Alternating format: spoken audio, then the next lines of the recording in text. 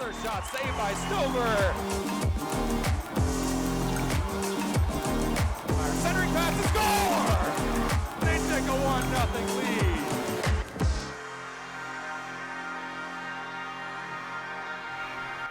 Welcome back to the Swoop, BG Falcon Media's live sports talk show. It's been a long hiatus, but the Swoop is officially back for the spring semester. We've changed things up just a bit, but this is still the Swoop you know and love. With that said, I'm your host, Chaz McNeil, and I'm joined by two very talented sports analysts from the Falcon Media Sports Network. We've got Holden Ruck and Brooke Blake.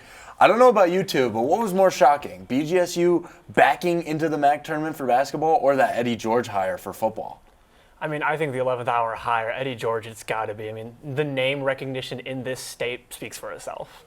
I'm going to have to go with Eddie George as well, even though basketball was just as shocking. But Eddie George is a huge name, so that's a very big deal.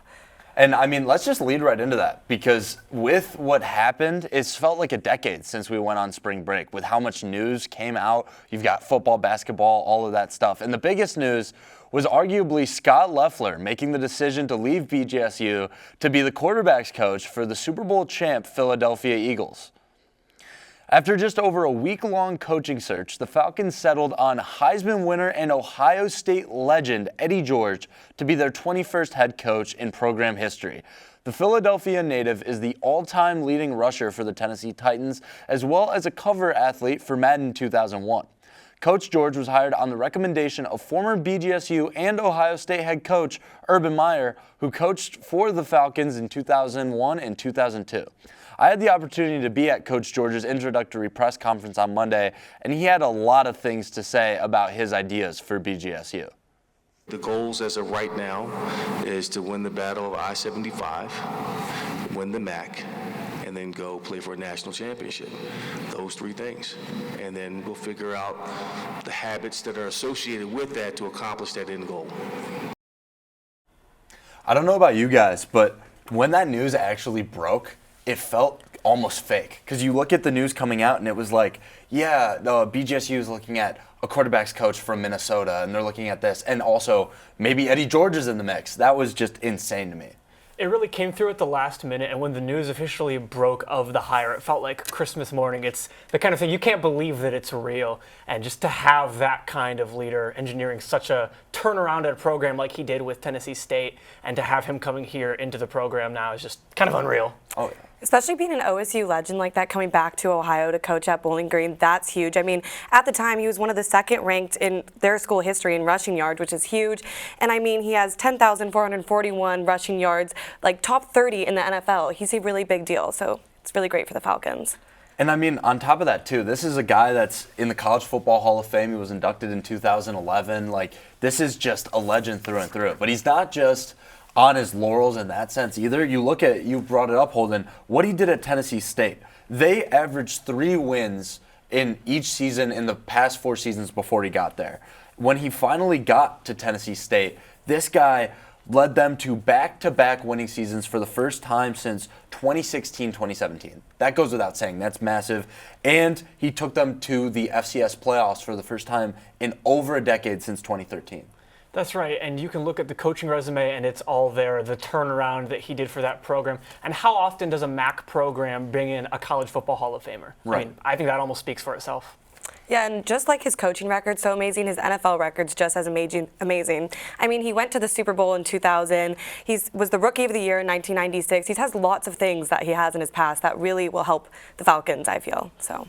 And even though they ultimately didn't end up winning that Super Bowl, he was one of the biggest reasons they even made it to that stage in the first place. You got to remember that. Like, this was a guy that was on top of the world in the NFL for several years, all-time rushing leader for the Tennessee Titans. And you know the name Derrick Henry, one of the best rushers we've all ever seen. He's below Eddie George. That's how big of a name this is.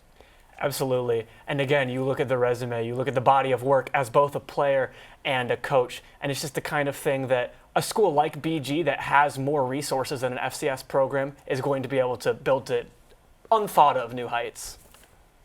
So yeah, I mean, I'm really excited, and that's not even all the big news we really had, because we've had some massive news all around our sports team since hockey managed to make the Mason Cup semifinals for the first time since the 2011-2012 season. Falcon hockey managed to tear 2 straight wins away from the Michigan Tech Huskies for a playoff sweep that gave head coach Denny Williams his first playoff win as a Falcon head coach. In Game 2, the Orange and Brown finally found some momentum, sending the Huskies home 4-0, scoring twice in the first and twice in the third. Next up for BG is a single elimination series against the St. Thomas Tommies, who split against the Falcons this season. And, I mean, you look at both scores from the playoffs for BG, and it's clear who the better team was. You look at that first game. I think we have the box scores if we can see those. Yeah, you look at that first game. They take it to overtime. It's a very close one. And then they just blow the doors off the Huskies in that on March 8th, in that second game. Yeah, you look at everything that the team has done this season in Coach Willie's first year, and it's really easy to see, like, they've already kind of gotten over a hump that they've really struggled with in several of the past few seasons, and now they're only one game away from being able to compete for the Mason Cup championship. And this is their first time making the Mason Cup semifinals since the 2011-2012 season. So this is a really big deal, especially for it being the first season under head coach Dennis Williams. And I want to bring up Saturday night's game again with Kristen Stover with a shutout, because that was huge. He's the CCHA Goalie of the Week again this week, and he's actually up for a nomination for Goalie of the Year award for CCHA, which is huge as well. And speaking of that Mason Cup semifinals, that's actually been finalized. So we've got the bracket here as well. And you've got Minnesota State that has been dominant all season going up against Bemidji State.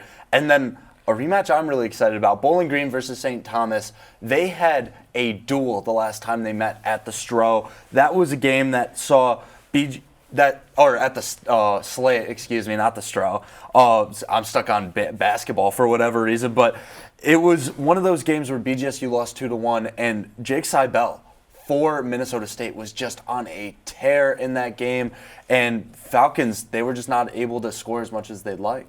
Yeah, I mean, Jake Seibel had 58 saves that game. That was unreal, and that was actually his most saves he's ever had in his goalie career in college. So if you look at that and you think that we're going up against them this weekend, it's going to be a really intense game. Also, 2 of their forwards, I want to point out, Liam Massacus and Lucas Wallen, they're also both up for the CCHA Forward of the Year award, which is really intimidating knowing that we're playing them in the playoffs this weekend. Okay, so I know for a majority of this show, the most shocking news was Eddie George, but something arguably just as big happened last Friday for BGSU men's basketball. After a heartbreaking loss against Western Michigan on Friday, men's basketball was still able to clinch a spot in the MAC tournament. With their MAC tournament hopes essentially dashed weeks ago, the Falcons managed to string together 4 straight wins, with a win and in game at home against the Western Michigan Broncos at the Stroh Center. The Orange and Brown had fought hard but eventually fell to the Broncos 64-63. All of BGSU's faith was then stacked on a 12th place NIU, who miraculously knocked out the Central Michigan Chippewas to give the Falcons a Wednesday MAC tournament game against the Akron Zips on Wednesday. The Zips have a 47-28 advantage over the Falcons all time in the series.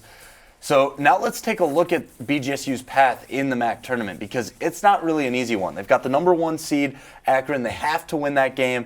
And then if they win that, then they match up against an Ohio and a Toledo, both teams that have beat them in previous games. And not only have both of those teams beaten them, but there's additional context for both of those teams. You look at that Toledo game, and that's a rivalry game. That's a Toledo team that's struggled since BGSU beat them on their own home court in the most recent matchup, and that's definitely something that the Rockets will have a chip on their shoulder for. And not only that, but the Ohio Bobcats are actually the only team in the Mid-American Conference to hand Akron a conference loss this year. So big implications either way if they're able to get past the top seed.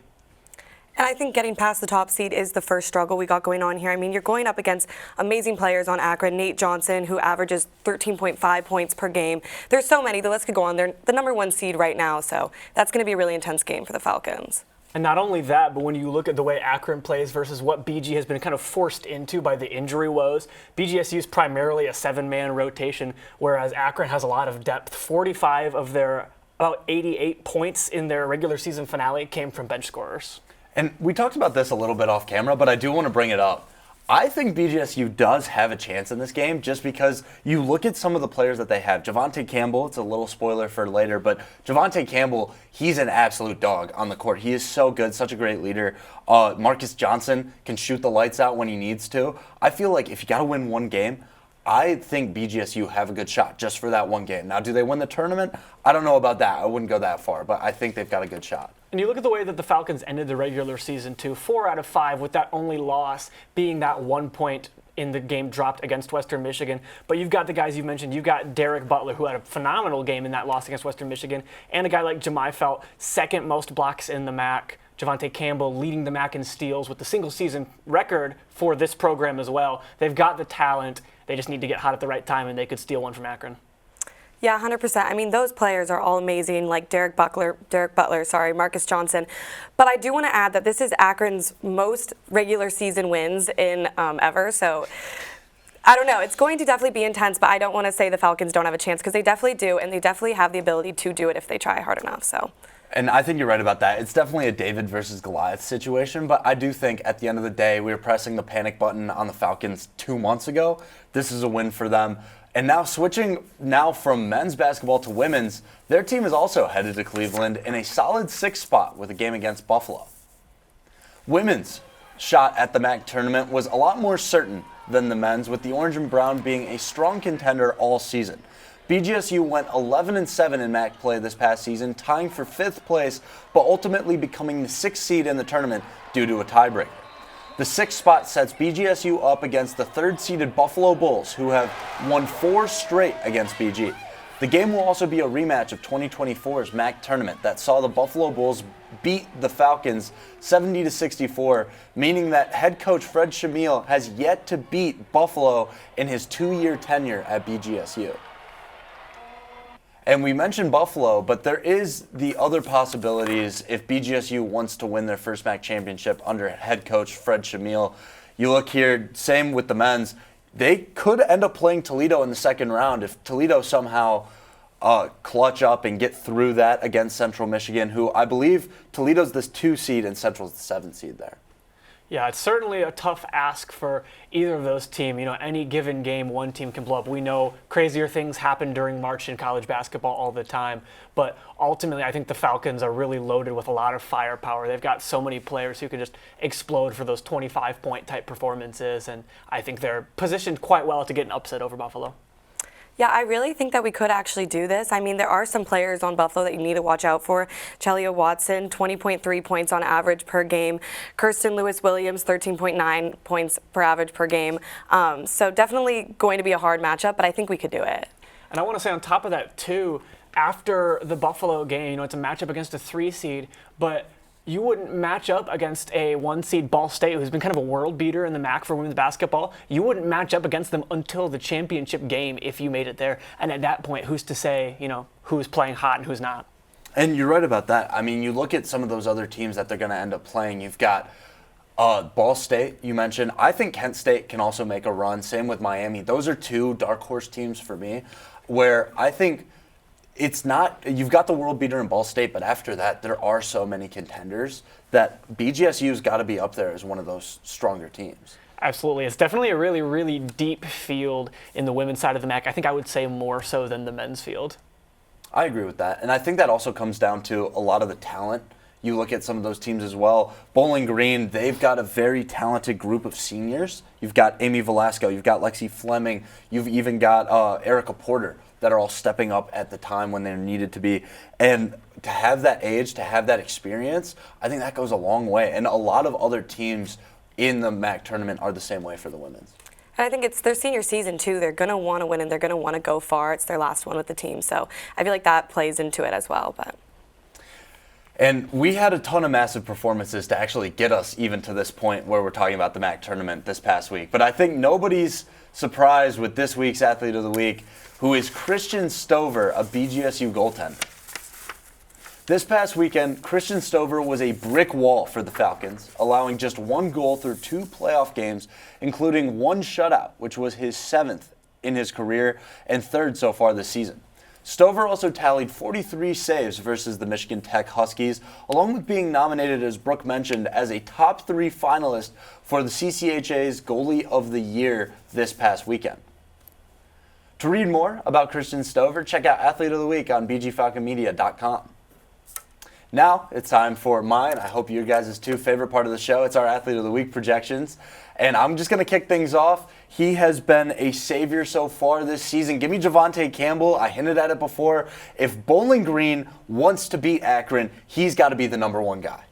I really like that pick. I'm also going to go with a basketball guard, somebody I've picked on the show before. I'm taking Paige Kohler, Chaz. I think a lot of focus goes on Amy Velasco, an All-MAC honoree, Lexi Fleming, an All-MAC honoree. I think Paige Kohler tends to fly under the radar more, but she has just as much explosive potential as those other two. And for me, I'm going to have to go with another hockey player. I'm going with Christian Stover. So for Christian Stover, he obviously, like you mentioned, I think it's not that he couldn't get Athlete of the Week twice in a row, and he stopped 47 out of the 48 shots in 2-game sweep against Michigan Tech last weekend. He's obviously up for one of the 3rd finalists coming up.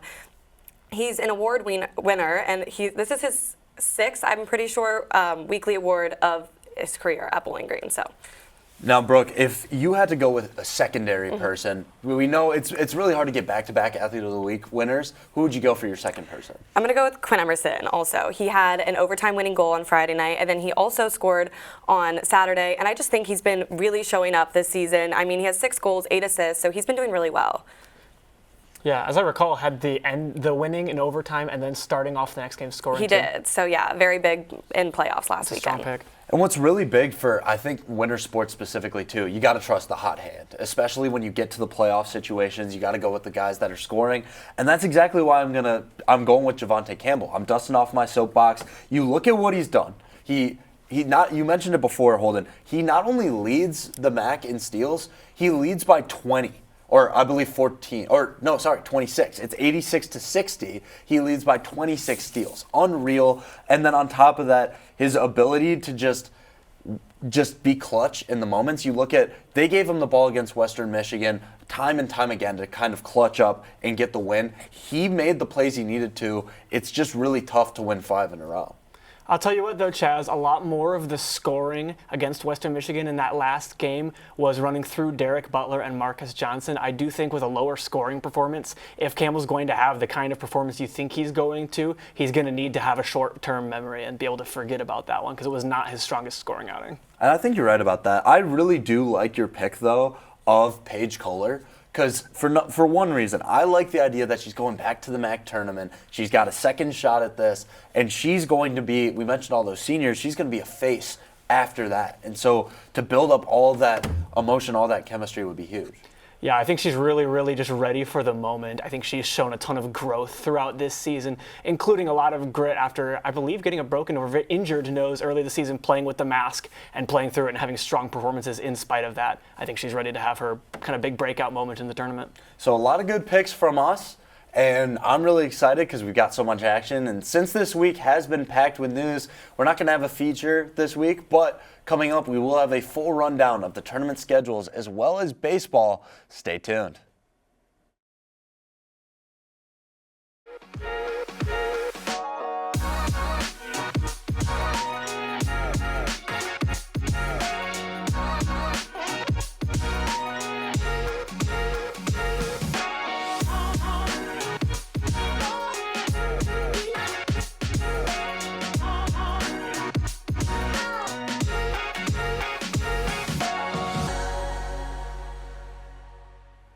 Welcome back to the wrap-up, where we update you on many of the sports happening on and off campus in the next week.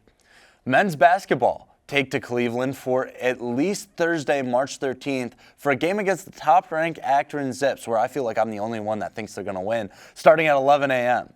Women's basketball also have the opportunity to play for a MAC championship, with the conference tournament starting Wednesday, March 12th, with a game against the Buffalo Bulls as the final game of the quarterfinals. Hockey will look to continue their Mason Cup playoff run in a single elimination game against the St. Thomas Tommies at St. Thomas Saturday at 5:07 p.m.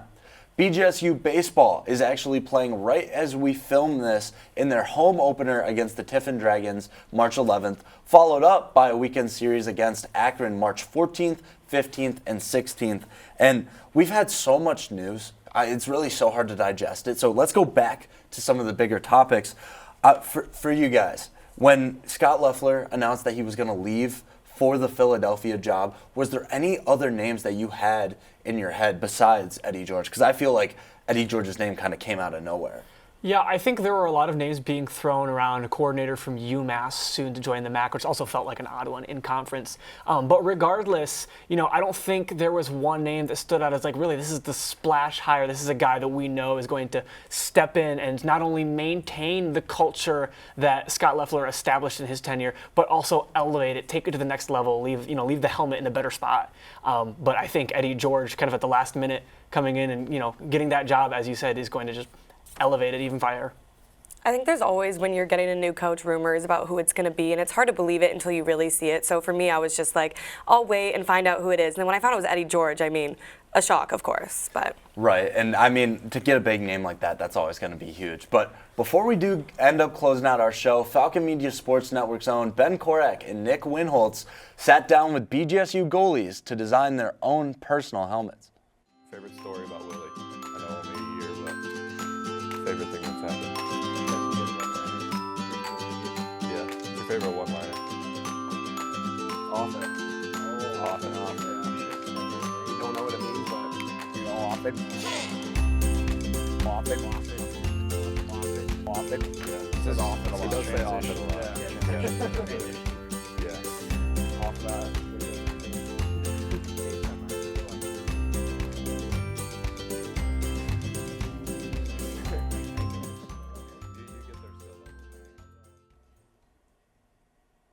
You can check out the full thing on bgfalconmedia.com. And with that, have a phenomenal week. Don't forget to check out bgfalconmedia.com for more features, recaps, and more. Be sure to swoop in next time right here on The Swoop.